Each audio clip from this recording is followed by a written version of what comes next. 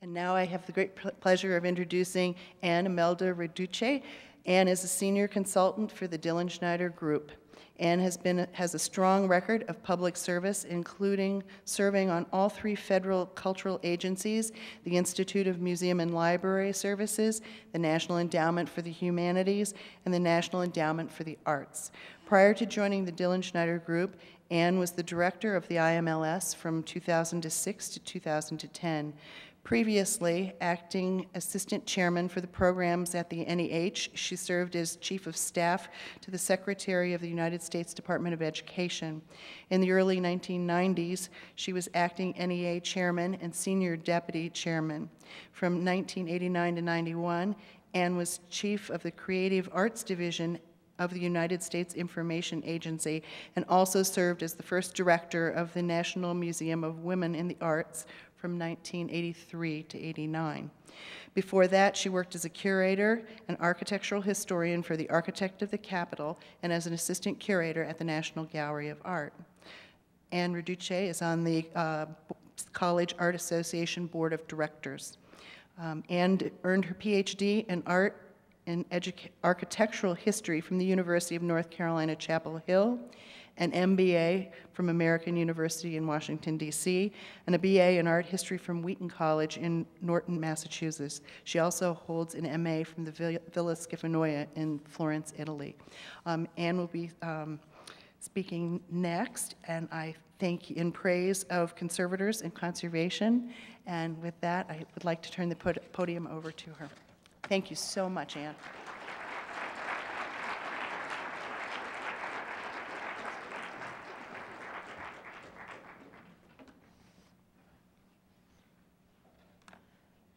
Thank you, President Kraft and AIC, and also Madam Director, for honoring me with this opportunity to have a chat among friends. This really means the world to me. What do I have in my hand here? The first thing I looked at when I arrived at this important meeting, it's the list of everyone who's here. And the first thing I did was not to look at the titles and the organizations, but just look at the names, because it's impressive to see not only the number, but also have a feeling that each individual on this list has an amazing and important story. And of course, then I did allow my eyes to gaze over to the right side of the, of the papers to see the various titles. And of course, that is beyond impressive. You all should be extremely proud of your membership. My badge that I've been wearing for the past couple of days said speaker on it. But one of the things I found about this organization is that there's no badge called only listeners. You are active participants, and that is something that I have not witnessed at most meetings. But my objective today is to shake things up a little bit. And to, you know, I never do that, so this is a first. And also to provide some suggestions, not just about connecting to collections or connecting to conservation or to ourselves or to the world, but connecting your hard work to personal and institutional successes. Let us agree that what you do is very important, and then its history goes back to those ancient staples we saw on the dishes the other day. You often speak through your work, and you even speak through your invisibility with the beautiful results that we see after conservation and stabilization. But my esteemed friends, the time is overdue to think about yourselves. Think about your well-being. Think in terms that show you respect yourselves and that your goals have a great deal of importance. You did not take a vow of poverty, and yet I've noticed that the amount of self-sacrifice you all practice not only hurts yourselves, but also does not help with the public perception of what you do and the potential advancement of the profession as a whole. Over half of your memberships are individuals in private practice. In many ways, my institutional friends, we have a lot to learn from these colleagues. Personally, every single one of you is a hero to me, and I know I'm an outsider, but I'm keenly aware that I feel you've had significant injustice. I am not knocking the hard work, programs, corporate, foundation, and government support that has occurred for your work, but of course I believe there should be a lot more of it. But right now, and practically speaking, we are not using some of the resources that we already have that can achieve what we need, and excuse me for saying this, what you deserve. So what I'm talking about is a campaign that can be won and will be won through using existing support organizations, new ideas, ourselves, and harnessing perception and creating a climate where your work will be the tail that wags the dog. Campaigns are won one person at a time. And I have to say, I'll never forget that lesson when I was part of a post-defeat meeting when President George Herbert Walker Bush lost to President Clinton. We all sort of sat there, you know, a little bit stunned. And he got up and he said, he took full responsibility for not, winning, but he said, I lost because people didn't believe me, because people didn't get my message, and because I forgot that campaigns are won one person at a time. And President-elect Clinton did not forget that. Marketing, communication, public affairs are your friends. Strategic plans, business, communication, outreach, all have great value. This isn't fluff and feathers. These are resources we need to harness. Look at the stories and the meetings we have shared over these past few days. There have been many reports about best practices, new techniques. However, I'm still in my head questioning, where are the real strategic partnerships? I feel like so many of us have gone into the bunkers because of economic challenges. But I've found through business and through work for a long time that my friends' challenges mean opportunities. Opportunities to regroup, hone message, make a plan, and go for it. A great deal of work I'm doing now is pulling people up onto their feet, dusting them off, letting them blow off a little steam, and helping them get a new plan in action. And my friends, plans depend on communication. And of course, I don't mean just article placement, because indeed, that train left the station a long time ago. As you have seen and as you are utilizing for informational purposes, social media is no longer something that's interesting to do. It's essential. Not to say that good article placement services do not exist, because they do. One is PR Newswire. But friends, we can all get events and information listed in the Associated Press Daybook. And we should all plan that any public event has an online component, a webcast. Recently, I was involved with a major exhibition that's touring the country. The opening venue was magnificent, but not convenient to a number of press, international or national. And we all have heard, and it is indeed true, that coverage and travel funds have been cut back. But what we did was a blast email press announcement with info about the webcast. And hundreds of people throughout the world saw it, and we know it from the kinds of response we got. The coverage was beyond amazing, and the costs were minimal. So it can be done, and I think we need to keep that in the front of our heads. As we roll up our sleeves, and I'm asking us all to roll up our sleeves, let's not become more precious than the objects and the cultural pieces that you care for. Let's become down to earth. Let's state it the way it is. It's time for a new paradigm, and we must not be afraid. We need to take a deep breath and deal. First of all, we all need to learn from each other, and AIC and other professional groups provide information sharing. However, locally, Do you ever do presentations at schools? Do you talk about your work as a career? You have consortia and regional centers. However, have you ever visited your elected officials, the school board, the state representatives, and of course those great folks in Washington? But visiting them as a united group, not as part of a support group for culture in general. It's very important. Have you demanded a place at the table in fantastic groups like the Americans for the Arts or the Library Association? Have you pushed to be part of agendas? Have you sought out board members if you're in an institution, people who could be your champions?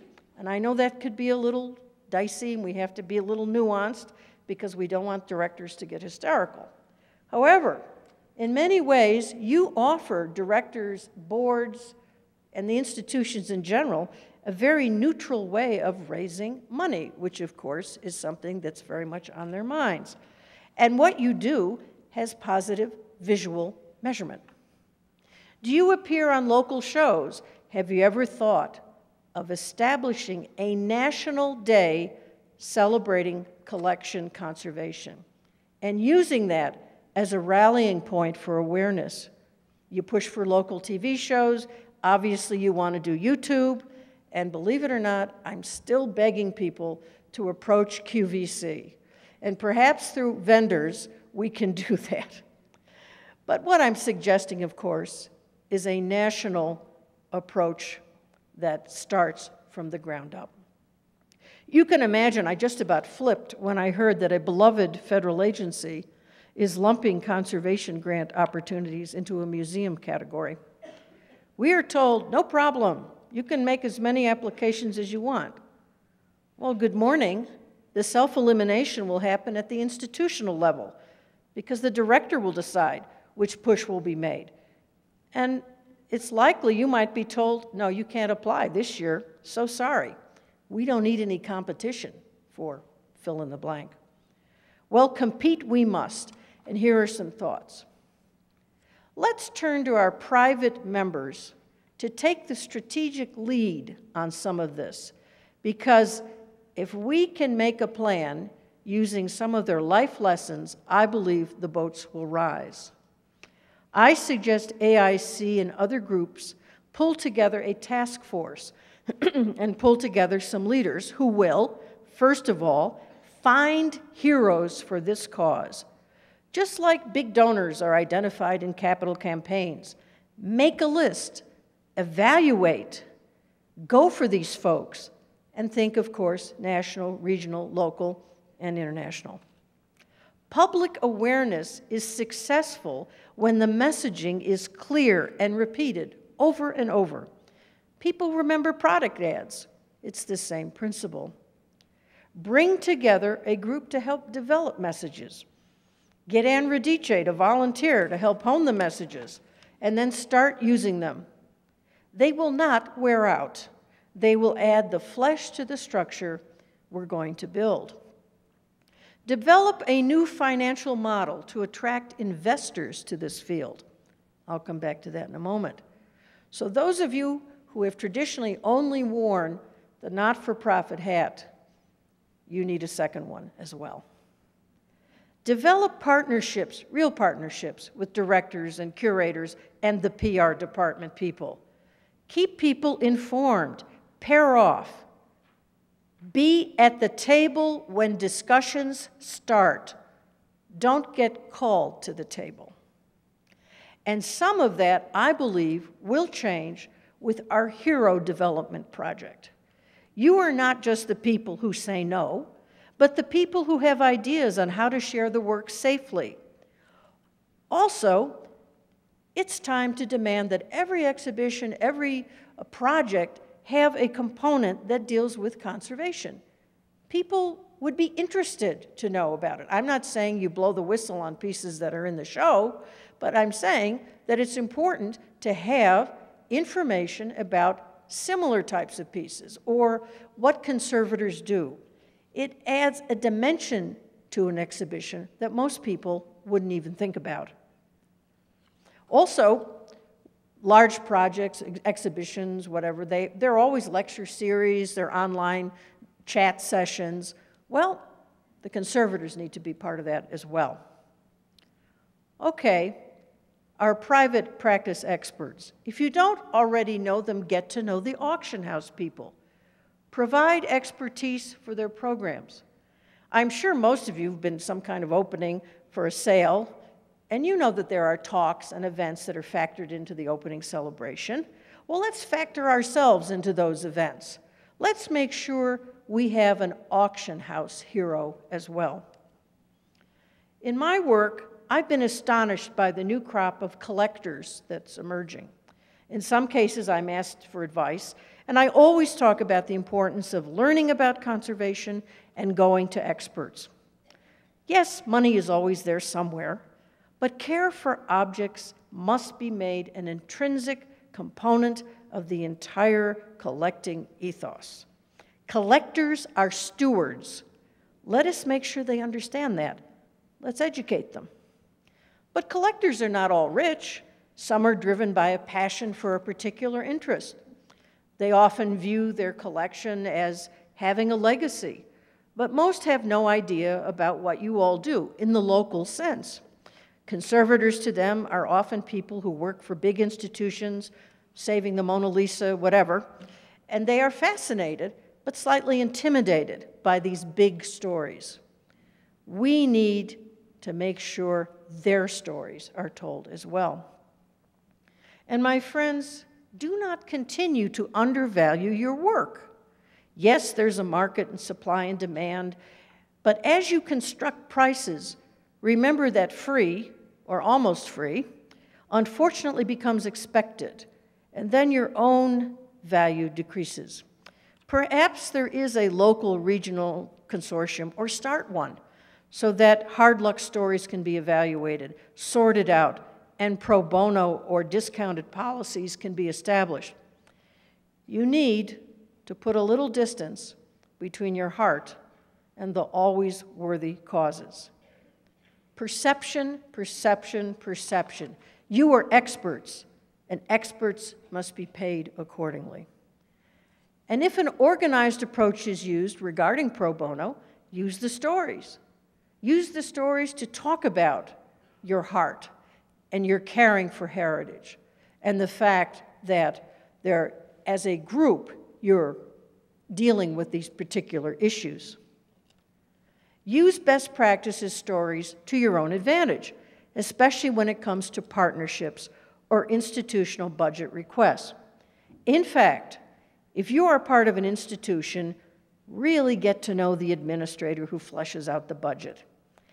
Be ready to explain why some conservation front-loading can add efficiencies and save the institution money in the long run. You're all nice people, you're social. Get in the mix, don't be remote. Get to know, especially the administrative support staff, because believe me, they always know what's going on, and they can sure give you heads up when even the director is wondering what's going on.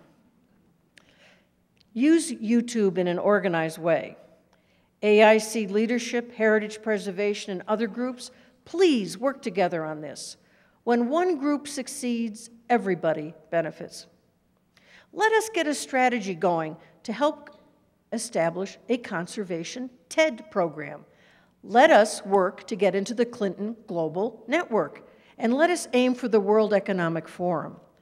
Let's show them that conservation is more than water, rainforest, and endangered species. Conservators work to enrich the soul, save the world's heritage. That's big picture. That deserves high-level audiences. And in knowing your audience, let me talk a little bit about audience development. Yes, we want to reach everybody, of course, but in reality, we need to reach the decision makers and the thought leaders. The founder of the firm, Dillon Schneider Group, used to say that there are about 3,000 people in the US who really make the decisions that affect all of us. I sort of bristled when I first heard that, but I came to believe that he has a good point there. And in all of our work, we always took the time to reach for that moving target? Well, each one of you must have some ideas about whom we should reach locally, decision makers, thought leaders, regionally, locally, nationally.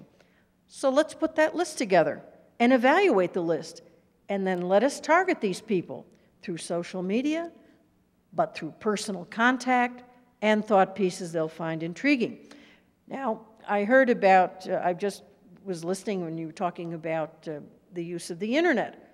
Well, perhaps AIC, you should think about an e-book that talks about conservation in general terms.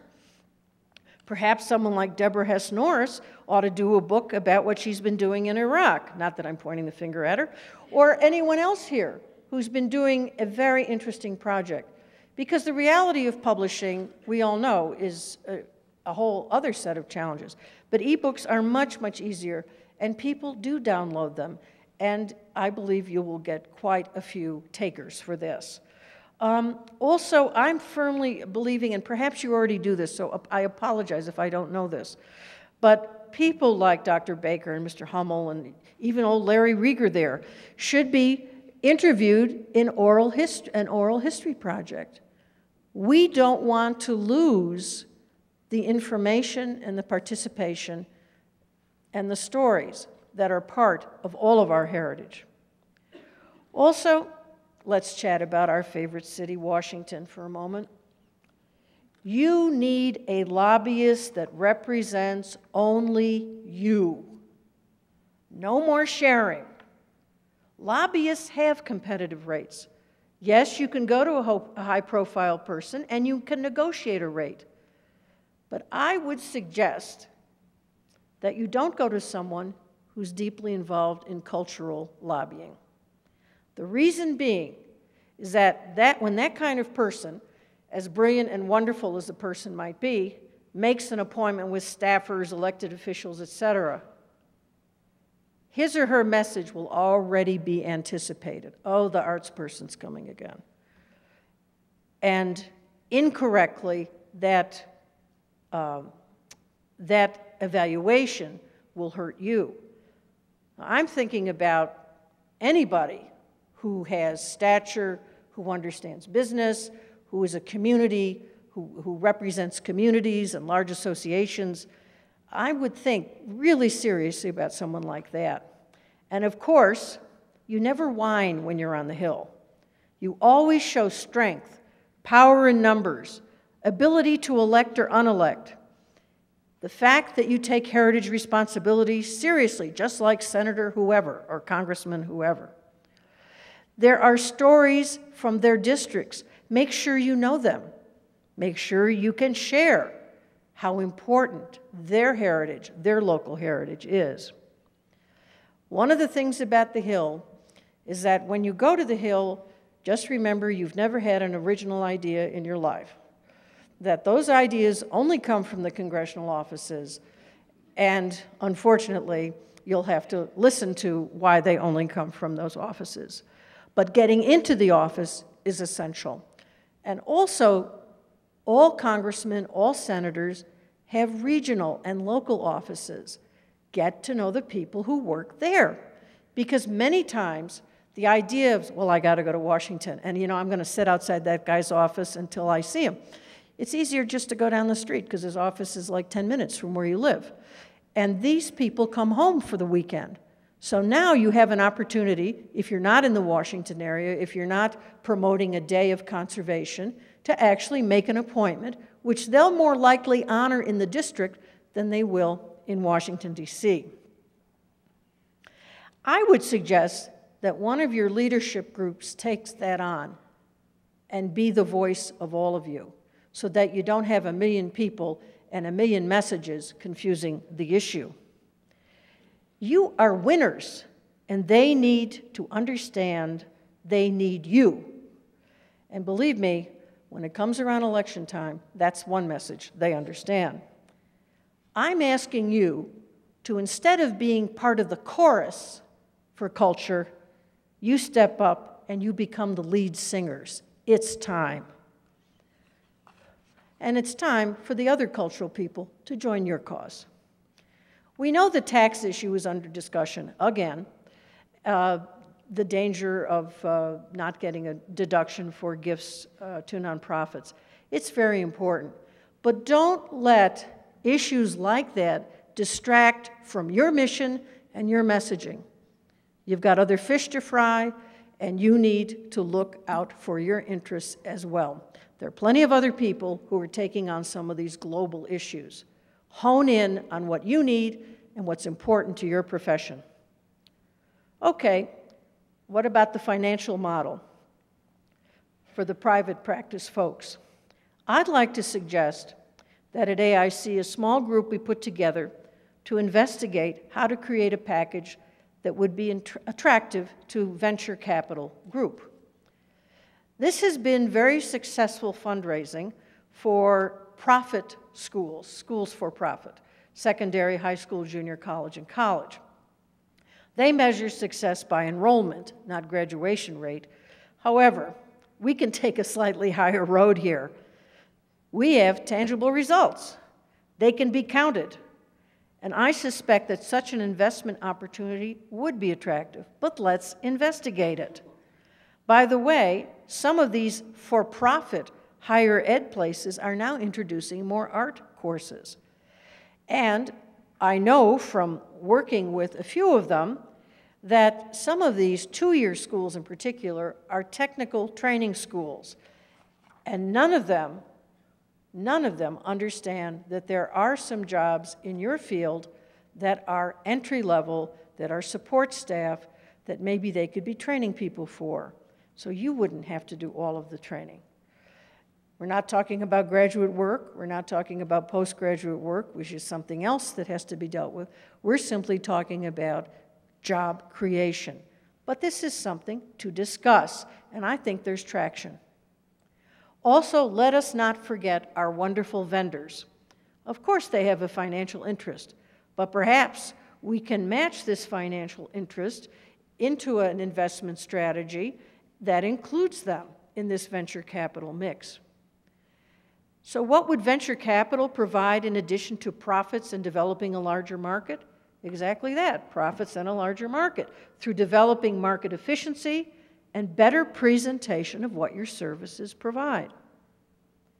The more people we speak with outside of our circle of experts and cultural appreciators, the more we will succeed. Hope I haven't scared you, but please know that I've always been ready to take informed risks for what is right. And I think some of these things might take hold. And I wouldn't suggest them if I didn't really care. My own interest in conservation of collections, preservation, came from being sent to Florence as a slightly unwilling volunteer by my father during winter break following the Florence flood.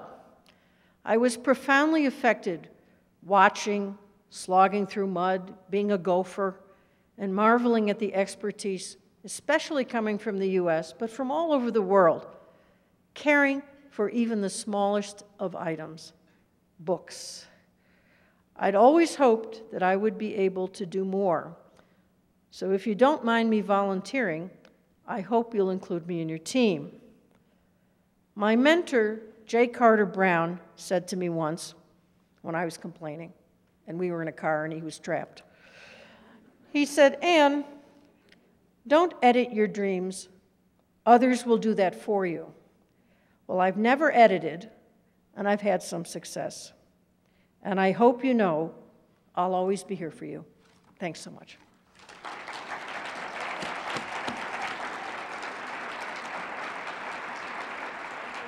Oh, okay. Oh, sure.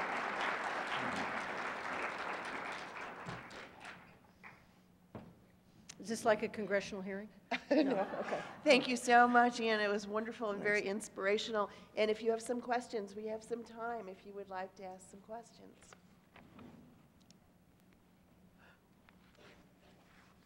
Yes, ma'am.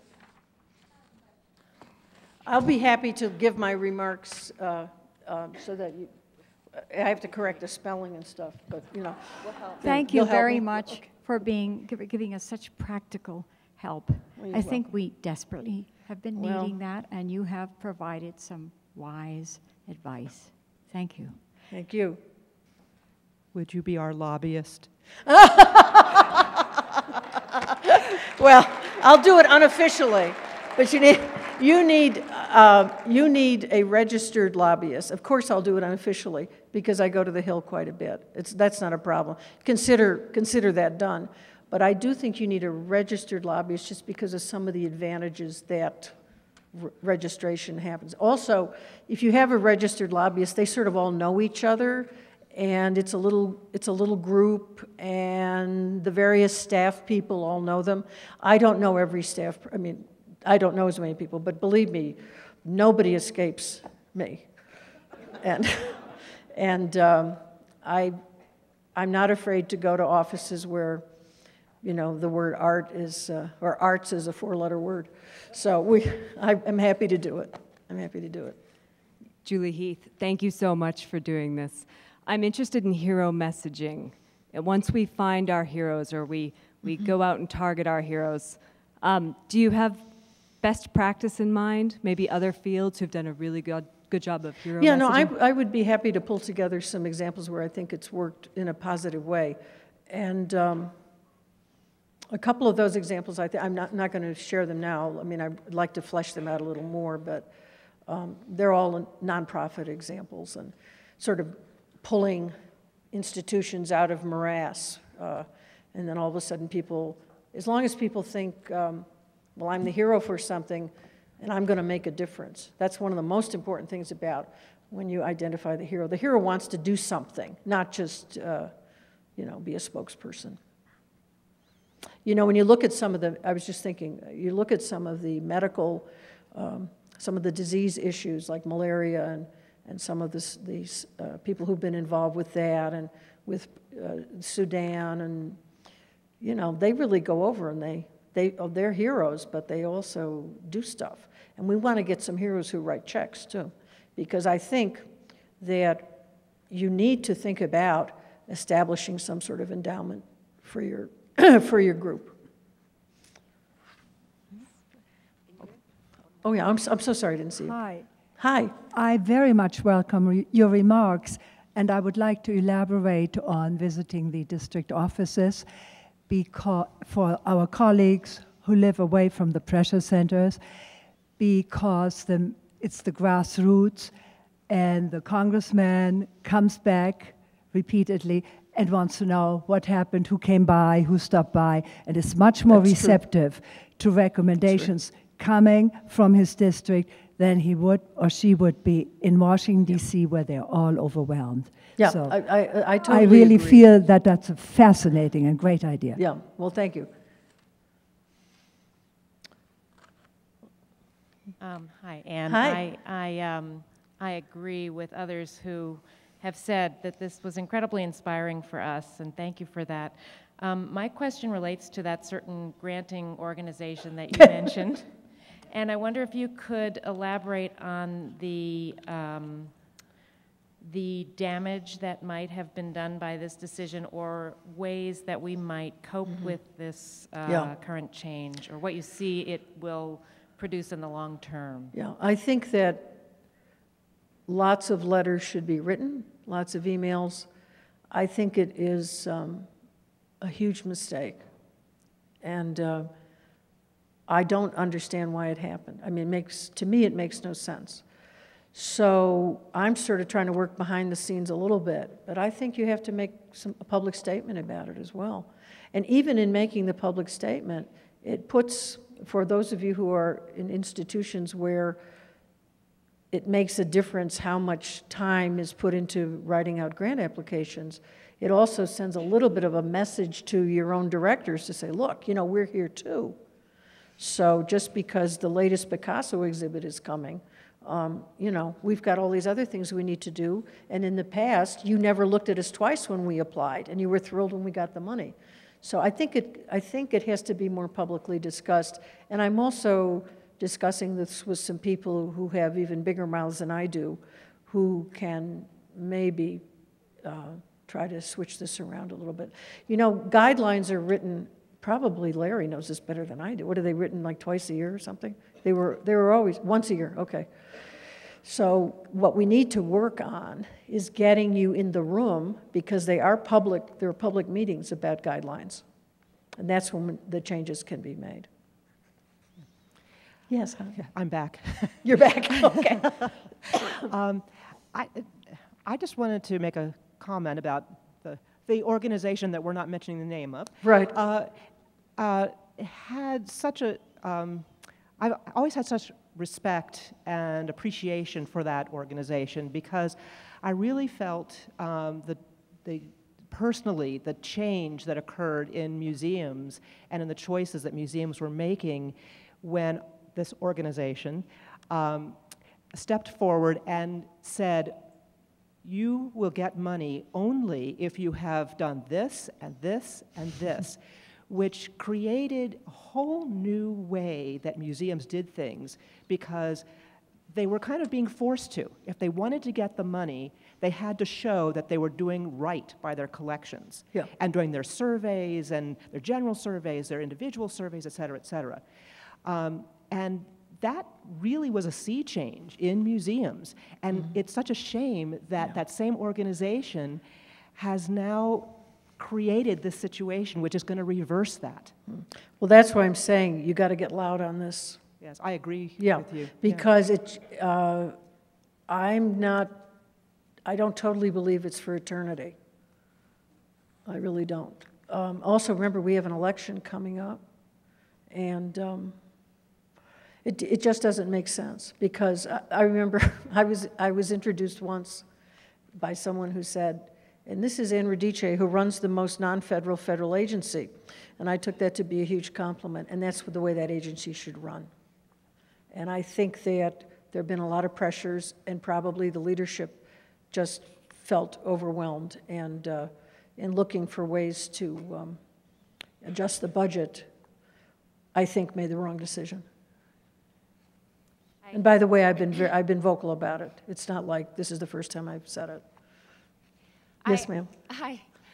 Thank you again for all your great ideas. It's really inspiring. I don't want to reopen a sore subject, but I'm just genuinely curious, from your perspective, what you think about the question of conservators being accredited, of having a I think that I'm going to pass on that one. Yeah. Because I'm running for office. No, I'll tell you why. I don't think I have a right to give an opinion on that, because I'm not a member of the field. I don't know what it takes. I know that when I was at the U.S. Capitol, I worked with some wonderful people at the Library of Congress, Peter Waters and other folks, and there were quite a few people who had been apprentices, and I don't know if that's the right term, who sort of learned along with the great masters, and they were awesome. So I don't know, I just don't know what the, how you all feel about it now, and whether the amount of chemistry one has to know or whatever. But I don't think that people who are in the field who, this is personal, this is not informed stuff, but my reaction is somebody who's already a really great conservator who was trained as an apprentice and is doing a great job. I mean, I don't think you dump on them and make them get accredited. Certainly no. I'm just wondering from the perspective of, from funding, looking in at the profession, if that makes a difference in terms of how we're seen. Obviously, it's a huge. Oh, I hear what you're saying. Yeah. Well, I think when I was at the Department of Education, everything was licensed. And as chief of staff, all this stuff would come across my desk. Hairdressing licenses went from the Department of Education. Undertaker licenses went through the Department of Education. I had no idea until I started seeing all this. And it can also get a little out of hand. I mean, it can become a revenue stream, of course, but I'm suggesting maybe we look at other revenue streams as well. But, I wish I knew more to be able to really give a strong opinion on that. I should ask your opinion of it. No, don't go there. Okay. Okay. I want to be a good guest, too. Thank you. Thank you so much. You're entirely welcome.